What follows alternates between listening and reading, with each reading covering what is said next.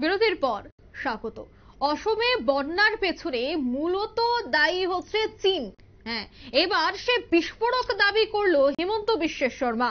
বন্যার যন্ত্রণা থেকে রক্ষা পাওয়ার উপায় জানালেন অসমের মুখ্যমন্ত্রী। বন্যার জলে ভাসছে অসম, মেঘালয়, মণিপুর এবং অরুণাচল প্রদেশ। আর এই বন্যার পেছনে চীনের মূল ষড়যন্ত্র দাবি করলেন হিমন্ত বিশ্ব শর্মা। বিস্তারিত জানবো, টেলিফোন লাইনে রয়েছে নিউজ ভ্যানগার্ড প্রতিনিধি শুভেন্দু সরকার। শুভেন্দু, ঠিক কি জানতে পারছো? অসমের মুখ্যমন্ত্রীর এই বক্তব্যের পেছনে কি কারণ থাকতে পারে? দেখো অঙ্কিতা, আসামের যে বন্যা পরিস্থিতি তা কিন্তু দিন দিন অবনতি হচ্ছে। ইতিমধ্যেই প্রায় 18 লক্ষের উপরে মানুষ এই বন্যার কারণে প্রভাবিত। প্রায় 25,000-এর উপরে মানুষ বন্যার কারণে ঘর ছাড়া হয়েছেন, তারা ত্রাণ শিবিরে রয়েছেন। প্রায় 46 জন মানুষ মারা গিয়েছেন, এখনো পর্যন্ত প্রাণ হারিয়েছেন। 2,800-টির বেশি গ্রাম এখনো পর্যন্ত জলের তলায় রয়েছে।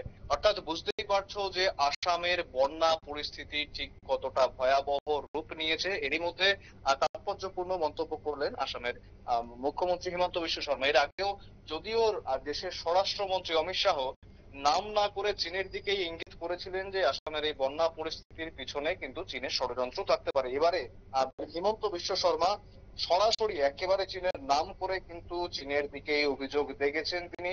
তিনি জানিয়েছেন যে এই যে জল আসছে একেবারে কোলঙ্গো নদী এবং ব্রহ্মপুত্র নদী, এই দুটো নদীর জল বিপদ সীমার উপর থেকে বইছে, যে কারণে কিন্তু বন্যা পরিস্থিতির আরো অবনতি হচ্ছে অসমে এবং পাশাপাশি অরুণাচল প্রদেশ। সেখানেও কিন্তু বানভাসী একেবারে উত্তর পূর্ব অঞ্চলের অনেকগুলি রাজ্য, মণিপুর, অরুণাচল এবং অসম, নাগাল্যান্ড, প্রত্যেকটি রাজ্যেই কিন্তু বন্যা পরিস্থিতি খুব ভয়াবহ রূপ নিচ্ছে।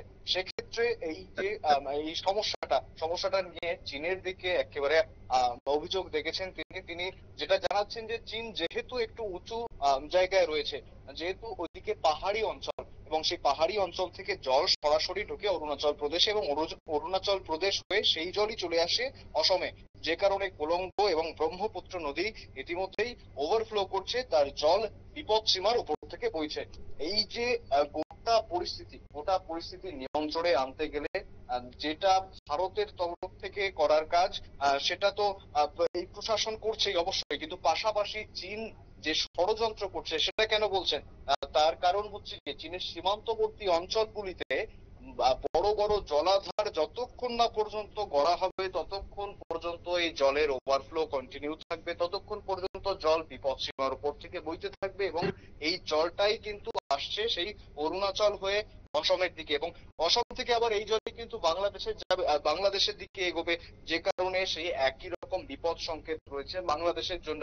এই ক্ষেত্রে চীন সরকার প্রয়োজন যে বড় বড় জলাধার নির্মাণ করা সীমান্তবর্তী অঞ্চলগুলিতে, যাতে জল বিপদ ওভারফ্লো না করে ভারতে না ঢুকে পড়ে। এবার এই ক্ষেত্রে সামনেই বাজেট রয়েছে, সেদিকে কিন্তু বিজেপির উপরে একটা বাড়তি চাপ রয়েছে যে বাজেটে নির্মলা সীতারমণ উত্তর পূর্বাঞ্চলের এই বন্যা পরিস্থিতিকে নিয়ন্ত্রণ করার জন্য ঠিক কি কি সিদ্ধান্ত নেবেন বা কি কি বরাদ্দ করবেন সেদিকেও যেমন নজর থাকবে, তেমন এই উত্তর পূর্বাঞ্চলের যে নেতারা রয়েছেন, অসমের নেতারা রয়েছেন, মণিপুর, মেঘালয়ের যারা নেতারা রয়েছেন, যারা বন্যা পীড়িত মানুষদের পাশে থাকতে চাইছেন, তারা সংসদে ঠিক কিভাবে চাপ প্রয়োগ করেন উপর মহলের নেতাদের উপর, সেটাও কিন্তু দেখার এবং সেই দিকেই তাকিয়ে রয়েছে সকলেই। অঙ্কিতা, একদমই ধন্যবাদ শুভেন্দু। অর্থাৎ অসমের বন্যা পরিস্থিতির পেছনে যে চীন দায়ী সে কথাই কিন্তু এবার একেবারে বিস্ফোরক হয়ে জানিয়েছে অসমের মুখ্যমন্ত্রী। অন্যদিকে সিকিম সহ একাধিক পাহাড়ি এলাকায় একই পরিস্থিতি, সবকিছুর পেছনেই যে চীন মূলত কাজ করছে সে কথাই বারবার তুলে ধরছে অসমের মুখ্যমন্ত্রী। নিয়ে নিচ্ছে ছোট্ট একটি বিজ্ঞাপন বিরতি, সঙ্গে থাকুন।